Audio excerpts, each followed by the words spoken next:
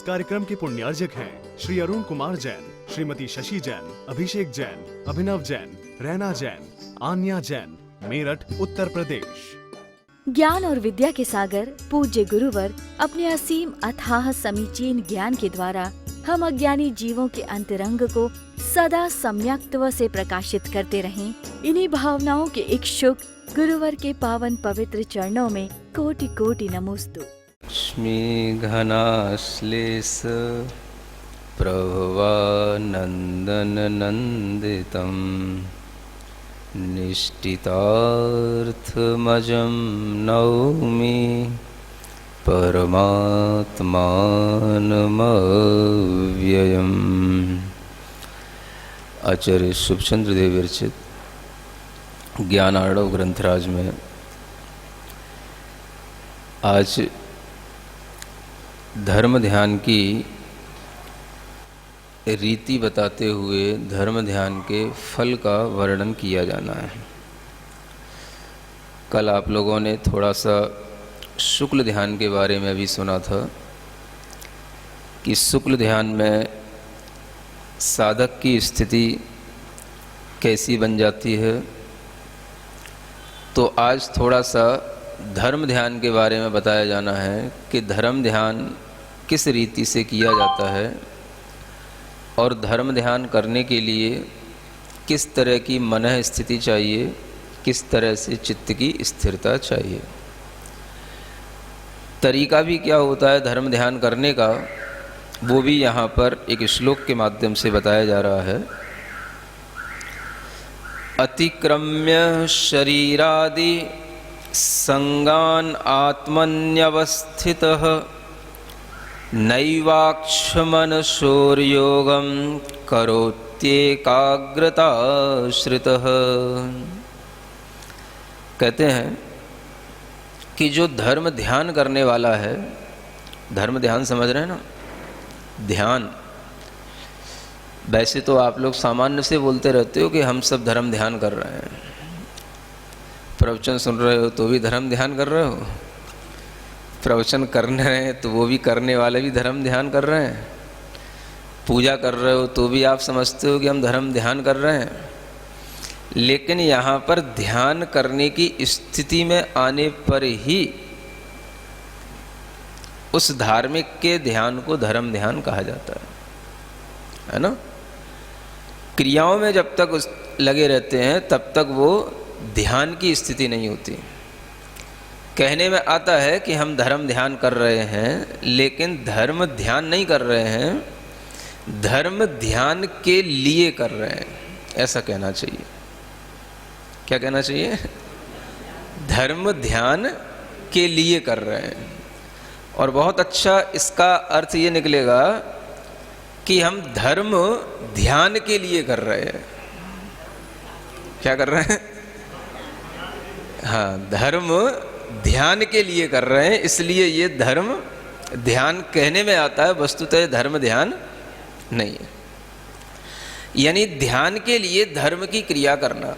आपने पूजा की, आहार दान दिया, ज्ञान के लिए स्वाध्याय किया, उपदेश सुने, तरह तरह की आपने मंत्र जाप इत्यादि किए, ये सब क्या हैं? ये ध्यान के लिए धर्म की क्रियाएं हैं, यूँ समझना चाहिए। इसलिए उसे धर्म ध्यान कहा जाता है। लेकिन वास्तव में धर्म ध्यान कब होता है? तो जब हम एकाग्रता को प्राप्त होते हैं, एकाग्रता का आश्रय लेते हैं, तो यहाँ पर धर्म ध्यान होता है। और वो एकाग्रता भी कैसे आती है? तो आचार्य कहते हैं शरीर आदि संगान अतिक्रम्य। जो शरीर आदि परिग्रह हैं, क्या कहा जा रहा है? शरीर आदि परिग्रह हैं, संग है। यानी हमने अगर परिग्रह को देखा है तो केवल हमने परिग्रह को बाहर रूप में देखा है। घर परिग्रह है, परिवार परिग्रह है, घर में रखे हुए कपड़े, जेवर, जवाहरात, ये परिग्रह हैं। लेकिन सबसे बड़ा परिग्रह क्या होता है? शरीर पहला परिग्रह है। शरीर आदि कहने के मतलब दो होते हैं। आदि माने होता है प्रारंभ, मुख्यता जिसकी है। तो शरीर अगर प्रारंभ में परिग्रह है, उसके बाद ही सब परिग्रह आते हैं। सबसे पहला परिग्रह शरीर है। तो हमने कभी शरीर को परिग्रह के रूप में देखा नहीं। अब शरीर भी जब आपको परिग्रह दिखने लगे, परिग्रह का मतलब है दूसरी चीज है, उसे हमने अपना ली है, अपना मान लिया है। अब शरीर कहाँ दूसरे का, हमारा शरीर तो हमारा ही है। वो शरीर भी आपने अपना मान लिया है, वो है आपका नहीं है, वो कर्मों का है। किसका है? कर्मों से बना हुआ है, आपने उसको अपना मान लिया है, इसलिए वो आपका संग में लगा हुआ है। परिग्रह को संग कहा जाता है। संग माने जो आपके संग संग रहे, जो आपके साथ साथ रहे। समझ रहा है? कोई भी वो चीज जो आपके संग है, जो आपके साथ साथ रह रहा है, वो आपका परिग्रह है। तो जो सबसे ज्यादा अपने संग में रहने वाला है, अपने साथ में रहने वाला है, वो सबसे पहला अगर कोई चीज है तो वो अपना शरीर है। दूसरी चीजें तो बाद में आती हैं। इसलिए जो ध्यान करने वाला है वह पहले अपनी बुद्धि से शरीर आदि का जो संग है, शरीर आदि से जो उसका मम भाव जुड़ा हुआ है, उससे अपने को हटाए, पहले अतिक्रम्य करे, माने उससे ऊपर उठे, उसका उल्लंघन करे। हाँ? शरीर से मम भाव की जो बुद्धि है उसको हटाए, और उसको हटा करके फिर जब शरीर से हटेगी बुद्धि या मन, तो कहाँ लगाना उसको? जो अपना है आत्मा, उसमें व्यवस्थित करे, उसमें टिकाए। ध्यान करने की ये प्रक्रिया बताई जा रही है। शरीर से मन हटा करके आत्मा में मन लगाना। शरीर में मम भाव है, जितनी देर के लिए ध्यान करने का भाव बने उतनी देर के लिए ये सोचना कि यह शरीर उतनी देर के लिए मेरा नहीं है। डर लग जाएगा आपको। अब महाराज बचेगा ही क्या, जब यही शरीर ही हमारा नहीं बचेगा तो फिर बचेगा ही क्या हमारे पास में? जो बचेगा वही बहुमूल्य होगा। समझ आ रहा है? जो बचेगा वही आपका होगा, वही आप होंगे, और वही जो है आपके लिए काम का होगा। डरने की बात इसलिए नहीं है कि जो धर्म ध्यान करने बैठता है वो धीरे धीरे उसके अंदर ये संचेतना आने लग जाती है कि वास्तव में शरीर और आत्मा के स्वभाव में भिन्नता अवश्य है। जो हम सुनते सुनते अभी तक सीख चुके हैं कि शरीर का स्वभाव एक पुद्गलमय है, जड़मय है, और हमारी जो चेतना का स्वभाव है वो ज्ञानमय है। जब आप आंख बंद करोगे तो आंख बंद करने के बाद भी आपको थोड़ा एहसास होगा कि जो हमें एक भीतर अपना ज्ञान रूप में अनुभव हो रहा है वो मैं हूं, और ये जो शरीर का जो अनुभव हो रहा है, ये शरीर जो है मैं पूरा का पूरा अनुभव नहीं कर रहा हूं तो भी मुझे अपना अनुभव हो रहा है। ये आप आंख बंद करके सोचोगे तो आपको दिखाई देगा। आपके लिए आपका शरीर जो बाहरी है, आंख बंद करने के बाद में वो काफी कुछ छूट जाता है। समझ आ रहा है? क्या हो जाता है? जो एक भीतर ज्ञान की एक धारा बह रही होती है जिसमें हम महसूस करते हैं मैं, बस वही मैं जो होता है वो आत्मा होता है। तो उस आत्मा में अपने आप को टिकाने के लिए, अपना मन उसमें लगाने के लिए ये सोचना कि शरीर को मैं छोड़ करके, इससे मैं अपना परिग्रह का भाव त्याग करके अपनी आत्मा में अपने को व्यवस्थित कर रहा हूं। ऐसा करने वाला ही धर्म के साथ ध्यान कर पाएगा,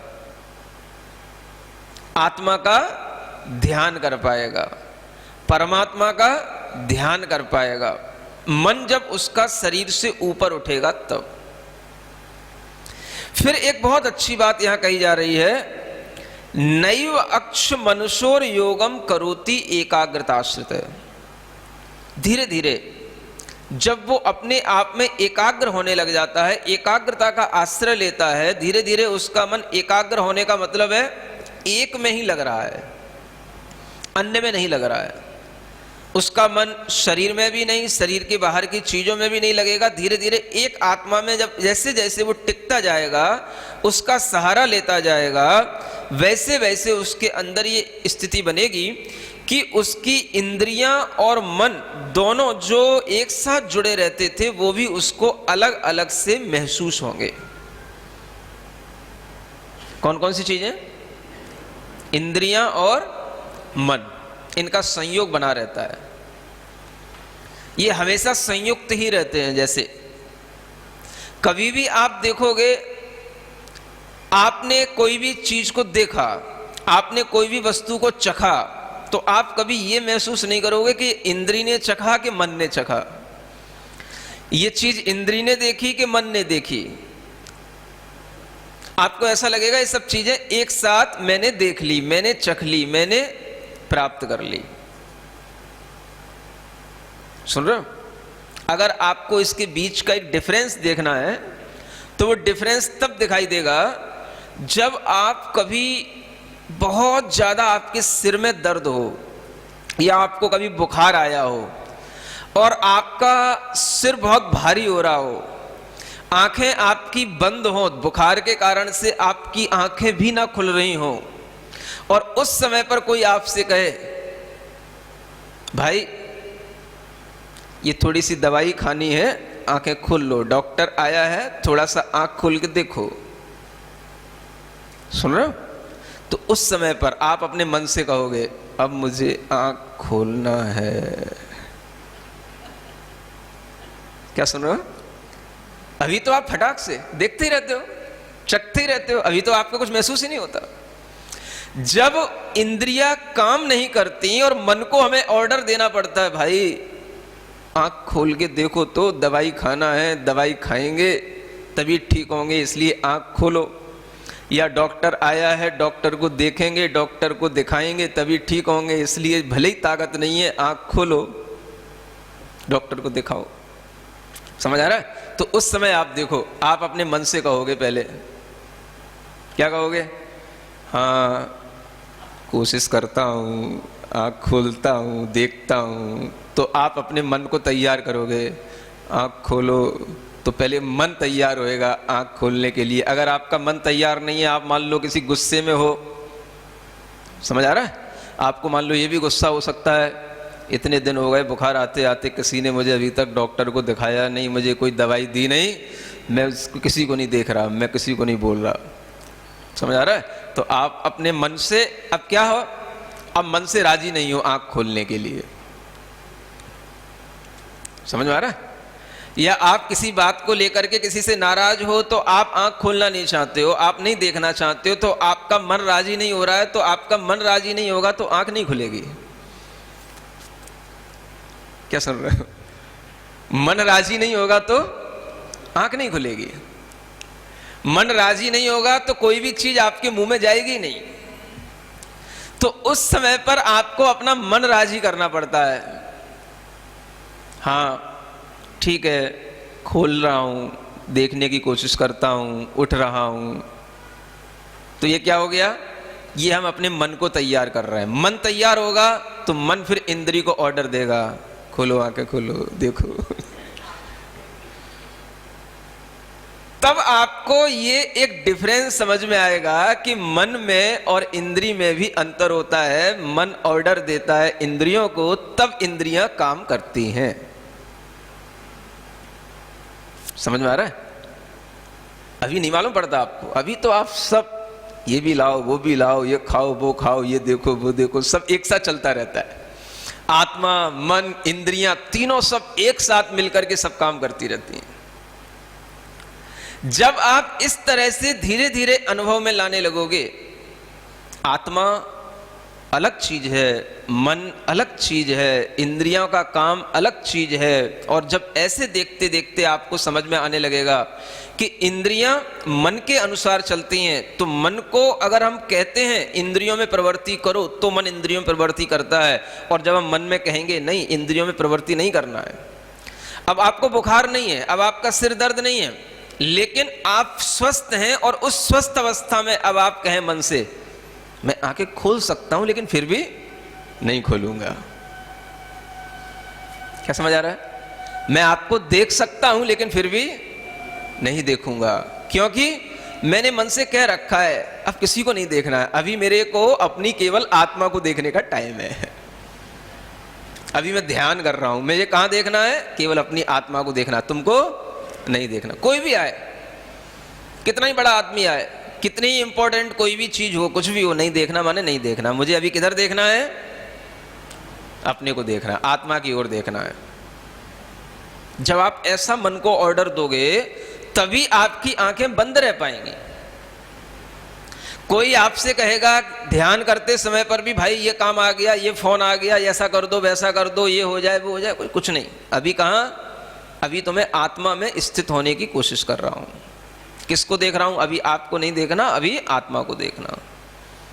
तो धर्म ध्यान करने वाला इस तरह से जब मन और आत्मा के योग को, माने जो संयोग है, उसको वह पृथक करता है, उसको अलग करता है, तब वह अलग करके अपने आप को आत्मा में टिकाता है, तब जाकर के वो धर्म ध्यान कहलाता है।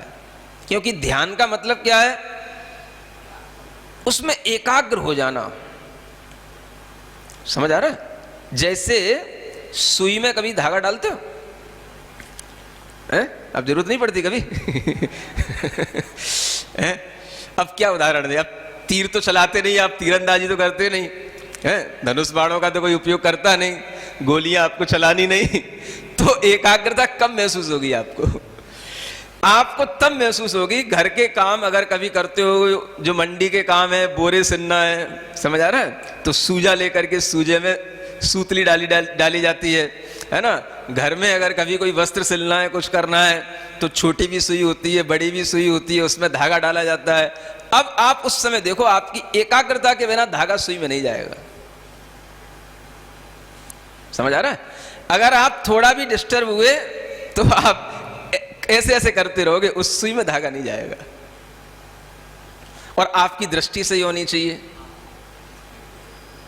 समझ आ रहा है? अगर आपको चश्मा लगता है या आपकी आई में किसी भी तरीके का डिस्टरबेंस है, तो आप सुई कहीं दिखाई देगी, आपका धागा कहीं होगा।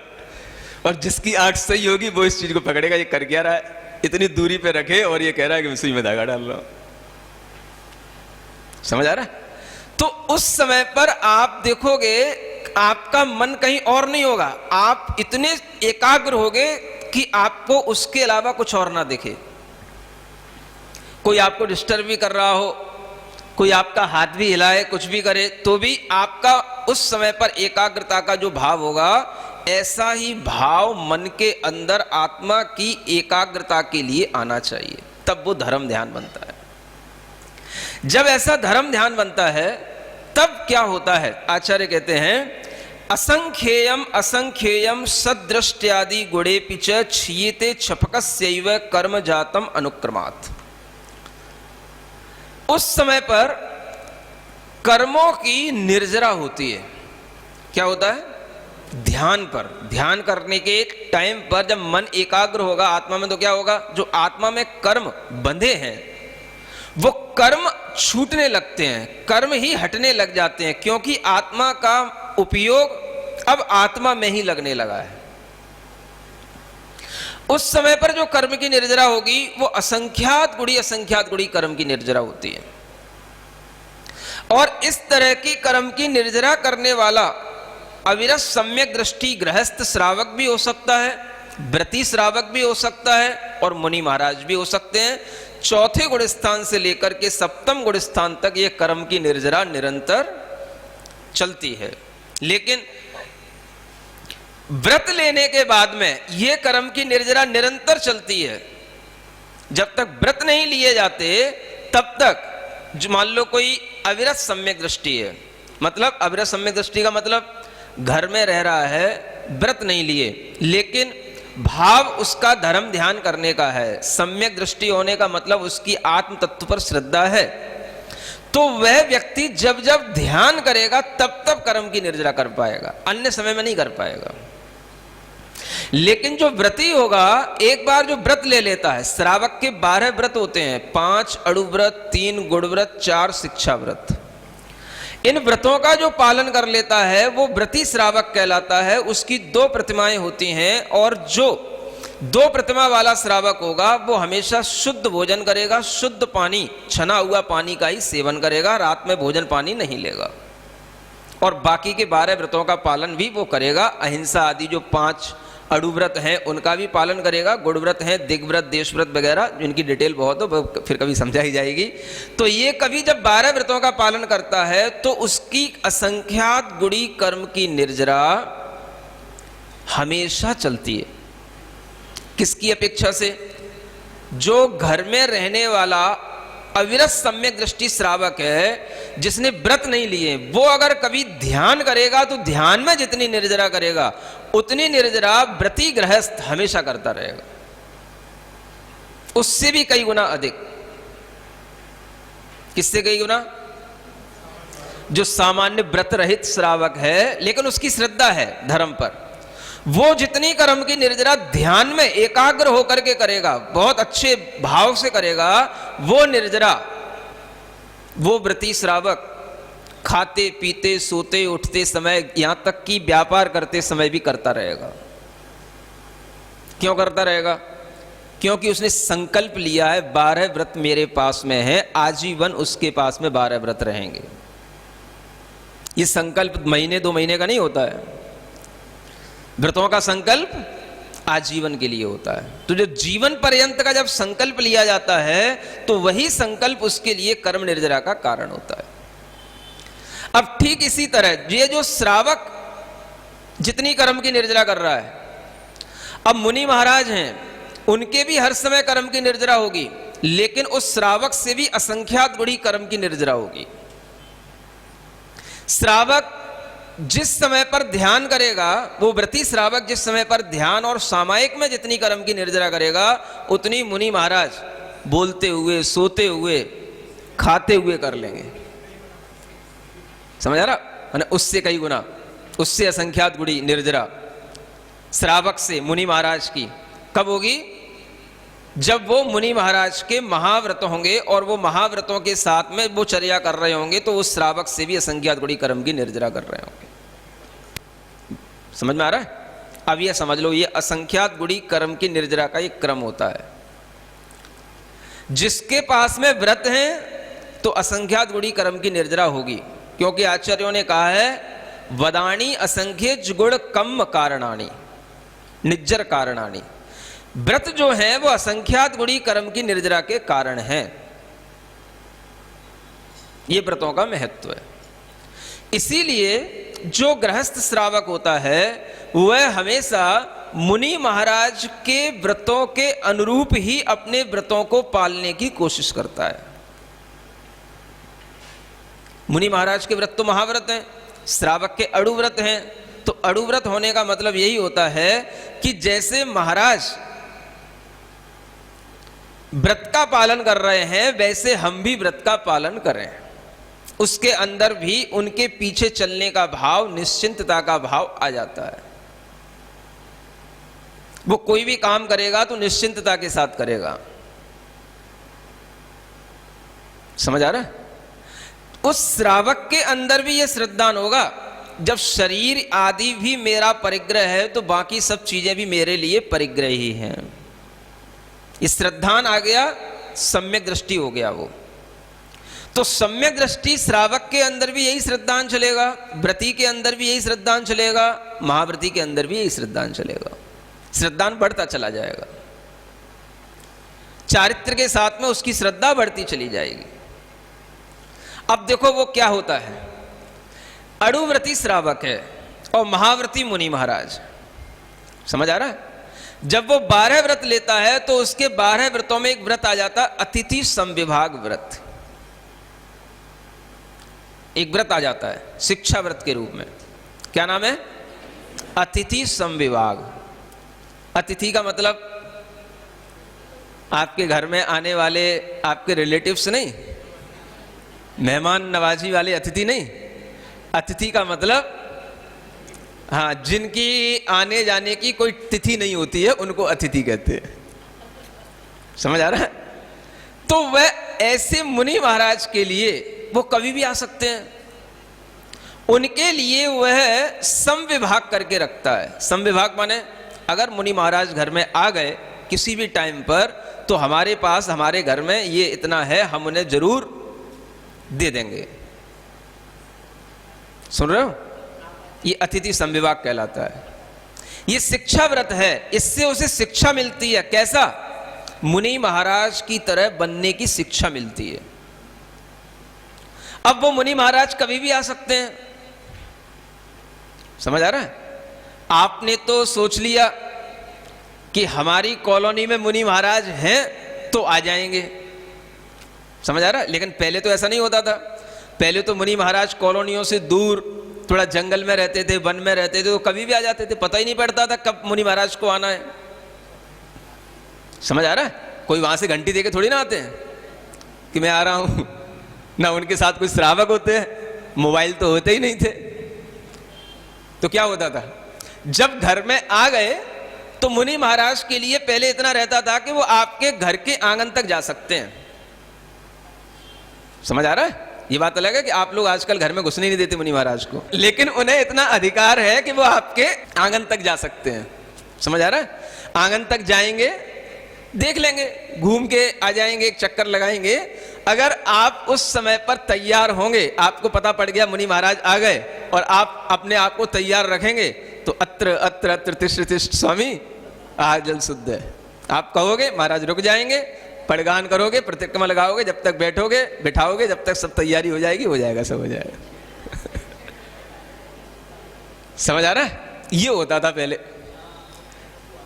अब जब उनके लिए आने का कोई टाइम नहीं है तो वो किसी टाइम पर आ सकते हैं। अब आप तो ये देख लेते हो कि मुनि महाराज को निकलने का टाइम क्या है, तो मान लो आपने तो फिक्स बना रखा 10 बजे का टाइम है निकलने का। समझ आ रहा? ऐसी कोई बंदिश नहीं होती 10 बजे महाराज निकलते हैं।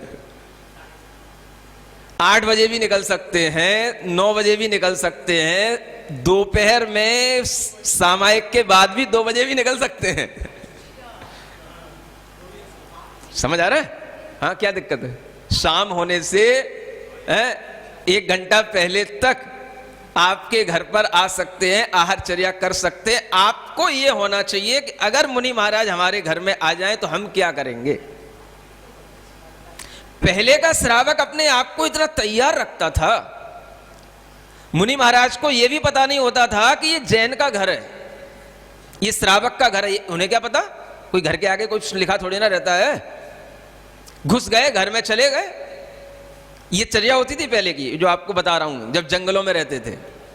चले गए, घर के आंगन तक गए, अगर समझ में आया, कोई जैन होगा, समझदार होगा, मुनि महाराज को जानने वाला होगा, नवदा भक्ति जानता होगा तो पड़गान करेगा, नहीं जानता होगा तो दूसरे घर में चले जाएंगे। वो उनके नियम बना लेते, भाई हम 2 घर में जाएंगे, 6 घर में जाएंगे, 7 घर में जाएंगे। जब उन्होंने देख लिया 7 घर में गए के बावजूद भी अपनी कोई विधि नहीं मिल रही है, चलो आज छोड़ो, आज उपवास कर लेते हैं, अंतराय अलाभ हो गया, ये समझ लो। समझ आ रहा है? तो इतना श्रावक के अंदर जब चेतना रहेगी तब वो क्या करेगा? अपने लिए भी शुद्ध भोजन कर रहा है तो वह मुनि महाराज को भी शुद्ध भोजन करा पाएगा। समझ आ रहा है? श्रावक का कर्तव्य क्या बताया? अतिथि के लिए संविभाग करे। किसमें से संविभाग करे? जो अपने लिए बनाया है, अपने पास में है, उसमें से अतिथि के लिए भी कुछ निकाल के रखे। अगर अतिथि आ गए तो उनके लिए भी है हमारे पास में। समझ आ रहा है? ऐसे व्रतों का जो अभ्यास करे उसके लिए श्रावक बनने का और आगे बढ़ने का एक मौका मिलता है। समझ आ रहा है? कभी भी देखो, सब चीजें अपने एटीट्यूड पर डिपेंड करती हैं। हमारा एटीट्यूड क्या है? अब आपका एटीट्यूड है हमें मुनि महाराज को आहार कराना है। आपका एटीट्यूड क्या बन गया है? हमें मुनि महाराज को आहार कराना है। समझ आ रहा है? और दुनिया में कहीं पर भी जैन श्रावक को तब समझ में आएगा जब मुनि महाराज उसके मंदिर में आ गए होंगे, उसके पास सूचना पहुंच गई होगी, उसके पास में कोई ना कोई खबर होगी कि हाँ मुनि महाराज हमारे मंदिर में, तो तैयार रहेगा। वैसे तैयार नहीं होगा। जबकि श्रावक का कर्तव्य क्या है कि वो हमेशा तैयार रहना चाहिए। चाहे मुनि महाराज हो ना हो, कब आ जाए कोई पता नहीं, लेकिन आजकल श्रावक इतना पढ़ा लिखा हो गया, उसे पता है ही नहीं महाराज हमारी कॉलोनी में तो आएंगे ही नहीं, है ही नहीं यहाँ पर कोई महाराज, है ही नहीं यहाँ पर, होते ही नहीं यहाँ पर, आए ही नहीं कोई महाराज, है ही नहीं यहाँ पर। तो आज श्रावक के लिए कहीं दुनिया में चले जाओ, श्रावक के पास में कोई तैयारी नहीं है। समझ आ रहा है?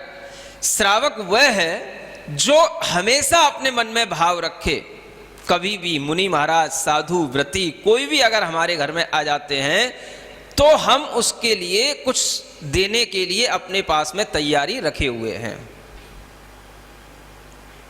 समझ आ रहा है? कुछ नहीं है तो सूखा पानी जो कुछ भी है, चना मूंगफली, वही पर्याप्त हो जाता है। नहीं समझ आ रहा है? घरों में ऐसी चीजें रखते हैं ना श्रावक लोग जिसमें शुद्धि है। समझ आ रहा है? भुना हुआ है, शुद्धि है।